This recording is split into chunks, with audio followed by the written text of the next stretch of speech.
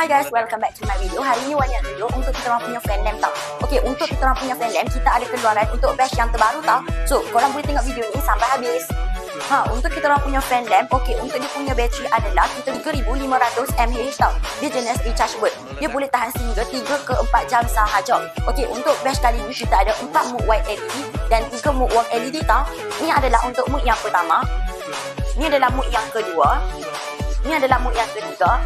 Dan yang ni adalah mode yang keempat. Dan untuk mode yang kelima, 6 dan 7 adalah warm LED tau. 1 untuk warm LED, 2 untuk warm juga, dan 3 adalah untuk kita orang punya lampu warm LED adalah yang terakhir tau. Untuk kipas, kita ada 3 mode kipas sahaja tau. Dan jangan risau kalau korang beli untuk kita orang punya fan ni, korang akan dapat sekali dia USB charge tau. Dan jangan risau juga dia boleh gantung dekat bahagian dalam kemah tau. Ni, dia mempunyai juga hook tau. So, siapa yang kat sini yang mana berminat untuk kita orang punya kipas, korang boleh dapatkan sekarang dekat Blackberry tau. Bye!